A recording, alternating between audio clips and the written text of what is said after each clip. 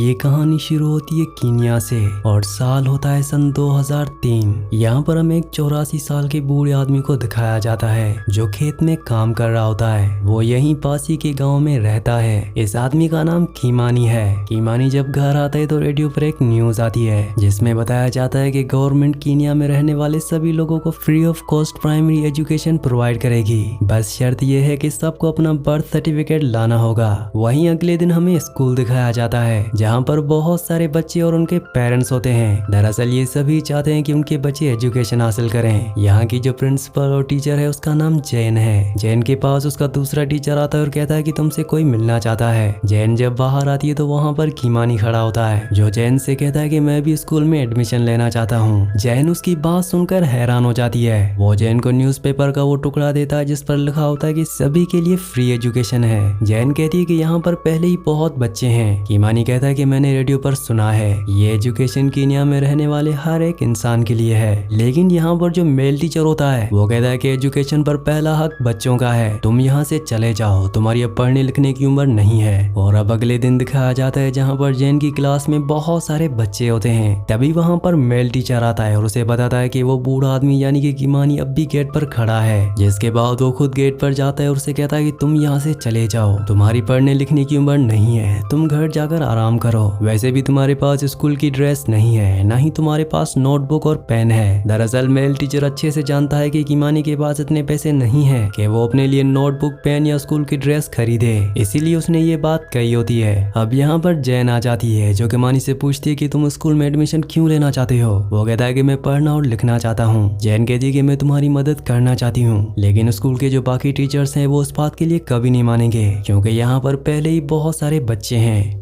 और अब कीमानी एक बार फिर से उदास होकर अपने डंडे के सहारे लंगड़ाता हुआ वहां से अपने घर वापस आ जाता है। लेकिन उसने तय कर लिया है कि किसी भी कीमत पर वो पढ़ना और लिखना सीखेगा। इसीलिए उसके पास कुछ मुर्गियां होती हैं, वो उन्हें बेचकर कुछ पैसे जमा करता है। जिन पैसों से वो बाजार से कपड़े लाता है और उन कपड़ों को खुद अपनी फिटिंग के हिसाब से सीलता है। उसके पास पुराने जूते भी होते हैं, वो उन जूतों को साफ करता है और एक बार फिर से वो एक उम्मीद लेकर स्कूल की तरफ निकल पड़ता है। उसके पास अब नोटबुक और पेन भी है। अब जब वो स्कूल गेट पर पहुंचता है तो वहां पर मेल टीचर और जैन होते हैं। जैन ये देखकर हैरान हो जाती है कि उसके अंदर पढ़ने और लिखने की इतनी ज्यादा ख्वाहिश है। वो उसे बहुत ज्यादा इम्प्रेस हो जाती है और स्कूल का गेट उसके लिए खोल देती है। हालांकि मेल टीचर उसे ऐसा करने से मना करता है पर जैन उसकी बात नहीं सुनती। और आज पहली बार 84 साल की उम्र में कीमानी किसी क्लास में बैठा है जहाँ पर सभी बच्चे बहुत छोटे हैं, लेकिन वो बच्चों की परवाह नहीं करता। वो बस पढ़ना और लिखना चाहता है। वहीं जैन जब अपने घर पर जाती है तो वो अपने हस्बैंड को बताती कि किस तरह से 84 साल का एक बूढ़ा आदमी पढ़ना और लिखना चाहता है। उसका हस्बैंड कहता है कि इस बात का कोई फायदा नहीं है, तुम्हें बच्चों पर ध्यान देना चाहिए। वैसे भी मैं चाहता हूँ कि हम शहर चले जाएं। पर जैन नहीं चाहती कि वो शहर जाए, बल्कि वो यहाँ पर बच्चों को पढ़ाना चाहती है। वहीं कीमानी ने आज पहली बार क्लास में पेंसिल पकड़ी है, लेकिन उसे पेंसिल पकड़नी भी नहीं आती।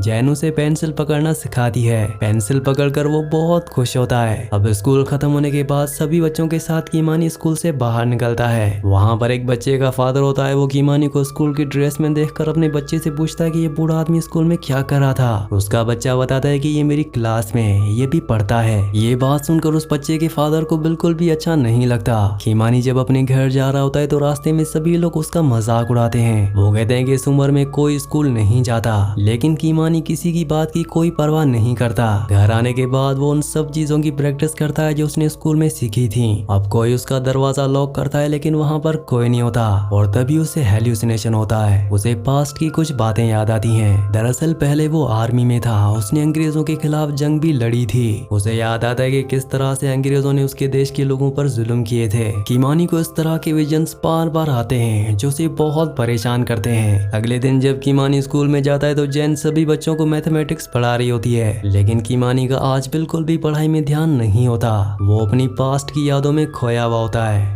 और अब यहाँ पर मेल टीचर आता है जो सभी की नोटबुक चेक कर रहा होता है। जब वो कीमानी के पास जाता है तो उसने अपनी नोटबुक में कुछ नहीं लिखा होता। वो देखता है कि कीमानी की पेंसिल का जो पॉइंट है वो टूटा हुआ है। वो कीमानी से कहता है कि इसे शार्प करके लाओ। और अब कीमानी उस जगह जाता है जहाँ पर शार्पनर है, लेकिन वहाँ पर उसे एक बार फिर से पास्ट की याद आती है जहाँ पर अंग्रेजों ने उसे पकड़ लिया था और एक पेंसिल उसके कान के अंदर डाल दी थी। इसी वजह से आज भी वो अच्छे से नहीं सुन सकता। अब लंच ब्रेक में जैन कीमानी के पास जाती है और कहती है कि शायद तुम्हें पढ़ाई में परेशानी हो रही है, अगर तुम चाहो तो उसे छोड़ सकते हो। पर कीमानी कहता है कि मैं किसी भी कीमत पर पढ़ना चाहता हूँ। वो बताता है कि किस तरह से उसने अंग्रेजों के खिलाफ लड़ाई की थी और आज भी उसकी यादों में वो सब कुछ है, जिस वजह से कई बार वो डिस्टर्ब हो जाता है। अब यहाँ पर जितने भी दूसरे स्टूडेंट्स होते हैं वो सब के सब कीमानी को बहुत पसंद करते हैं। कीमानी बच्चों को बताता है कि जब मैं जवान था तो मैंने अपने देश की आजादी के लिए अंग्रेजों से लड़ाई की थी। एक बार उन्होंने मुझे पकड़ लिया था और बहुत बुरी तरह से मारा,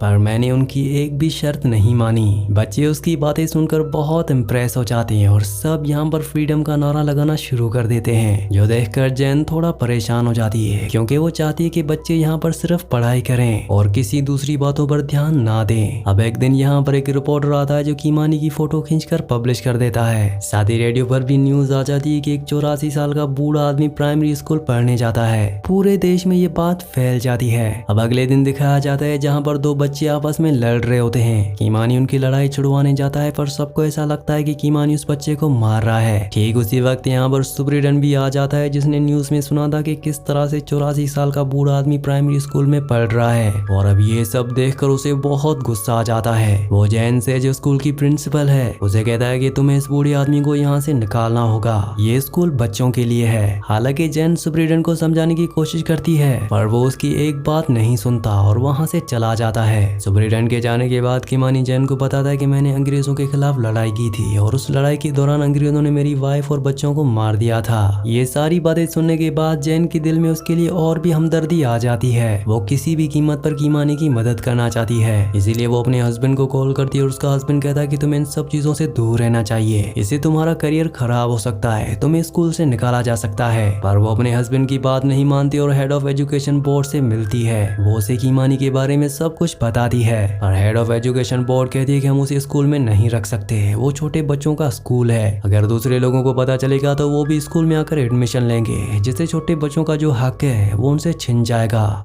और अब कीमानी को प्राइमरी स्कूल से निकाल दिया जाता है, जिसके बाद मजबूरी में उसे सीनियर स्कूल जाना पड़ता है। और वो देखता है कि वहाँ पर जो बच्चे हैं उनका पढ़ाई में कोई इंटरेस्ट नहीं है और ना ही उसका यहाँ आने से कोई फायदा होने वाला है। इसीलिए वो जैन को कॉल करता है और कहता है कि मुझे कम से कम पढ़ना सिखा दो ताकि मैं खुद पढ़ सकूं। जैन उसकी मदद करना चाहती है, इसीलिए वो सुप्रीडेंट को एक बार फिर से कॉल करती है और रिक्वेस्ट करती है कि कीमानी को स्कूल में आने की इजाजत दे दी जाए ताकि वो लिखना और पढ़ना सीख ले। पर सुप्रीडेंट उसे साफ साफ मना कर देता है, जिसके बाद जैन तय करती है कि वो कीमानी को अपना असिस्टेंट बना लेगी ताकि उसे स्कूल में आने की इजाजत मिल जाए। वहीं अब बहुत सारे प्रेस रिपोर्टर्स कीमानी का इंटरव्यू लेने आते हैं क्योंकि पूरे कीनिया में बात फैल गई होती है कि 84 साल का एक बूढ़ा आदमी स्कूल में पढ़ने और लिखने जाता है। वो कीमानी से पूछते हैं कि तुम पढ़ना और लिखना क्यों चाहते हो। कीमानी कहता है कि मुझे लगता है कि पढ़ाई और लिखाई से हम अपने देश की गरीबी को हमेशा के लिए मिटा सकते हैं, एजुकेशन में बहुत पावर है। और अब कीमानी का ये इंटरव्यू कई लोग देखते हैं। अब स्कूल में जितने भी बच्चे पढ़ते हैं उनके माँ बाप को लगता है कि स्कूल सिर्फ छोटे बच्चों के लिए होना चाहिए, किसी बूढ़े आदमी के लिए हमें एक भी सीट को वेस्ट नहीं करना चाहिए। इसीलिए सब के सब स्कूल के बाहर आकर प्रोटेस्ट करते हैं और कहते हैं कि कीमानी को स्कूल से निकाल दिया जाए। हालांकि जैन उन्हें समझाने की कोशिश करती है कि कीमानी के पास बहुत सारी ऐसी चीजें हैं जो वो तुम्हारे बच्चों को सिखा सकता है, पर उसकी बात कोई नहीं मानता।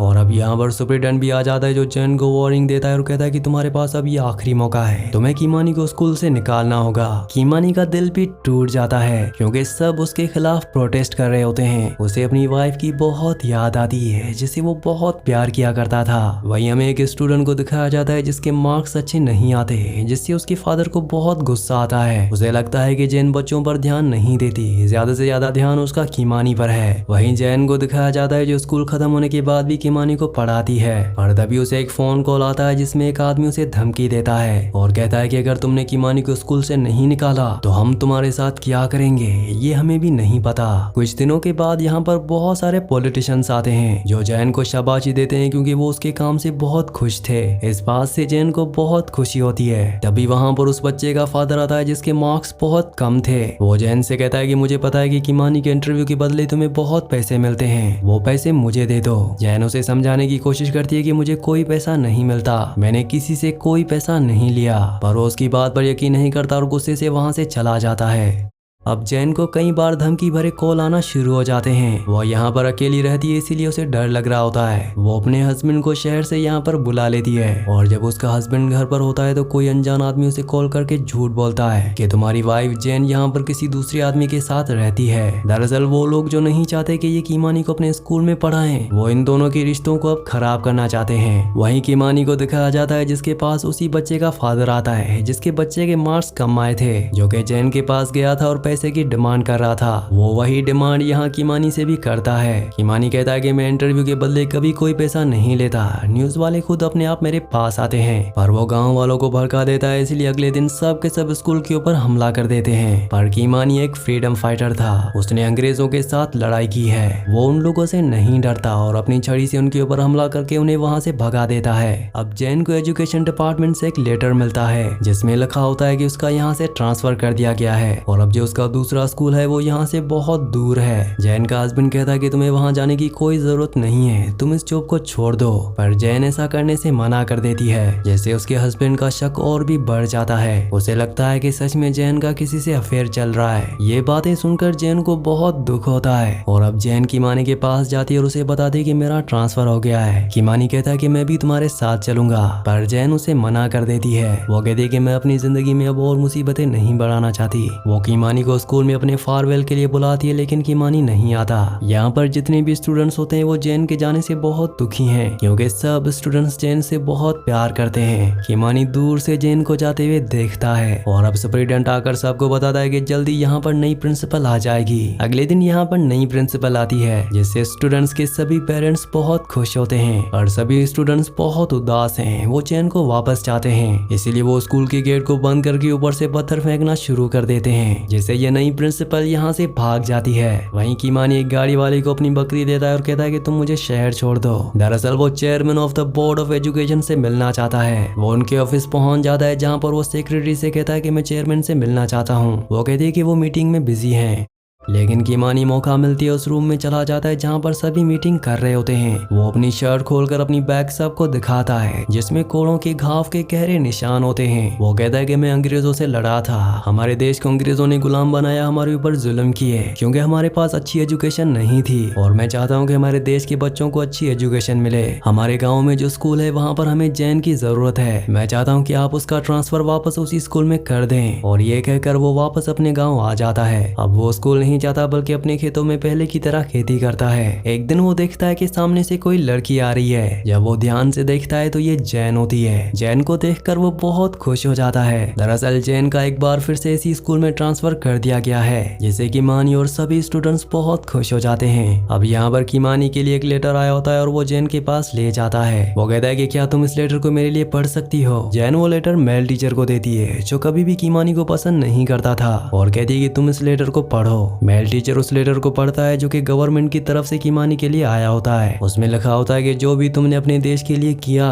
उसके लिए हम तुम्हारे बहुत शुक्रगुजार हैं। तुम्हारी और तुम्हारे जैसे बहुत सारे लोगों की वजह से हम अंग्रेजों से अपने देश को आजाद कर पाए। कीमानी ये सुनकर बहुत ज्यादा इमोशनल हो जाता है क्योंकि पहली बार उसे किसी ने अप्रिशिएट किया था। कहानी के आखिर में हमें बताया जाता है कि कीमानी का नाम द गिनीज वर्ल्ड रिकॉर्ड्स में दर्ज किया गया क्योंकि वो 84 साल का इस दुनिया का पहला आदमी था जिसने प्राइमरी स्कूल अटेंड किया। साथ ही उसे न्यूयॉर्क में द यूनाइटेड नेशंस में इनवाइट किया गया ताकि वो पूरी दुनिया के बड़े बड़े लीडर्स को ये मैसेज पहुंचा सके कि एजुकेशन की हमारी दुनिया में कितनी ज्यादा इम्पोर्टेंस है। एजुकेशन हर किसी के लिए बहुत जरूरी है। सन 2009 में कीमानी की मौत हो गई, लेकिन कीमानी का नाम हिस्ट्री में उसके काम की वजह से हमेशा के लिए दर्ज हो गया। इसी सीन के साथ इस मूवी का इस कहानी का एंड हो जाता है। अगली कहानी आप किस मूवी पर सुनना चाहते हैं मुझे नीचे कॉमेंट्स में जरूर बताना और अगर ये वीडियो आपको पसंद आई हो तो वीडियो को लाइक और चैनल को सब्सक्राइब लाजमी से कर देना।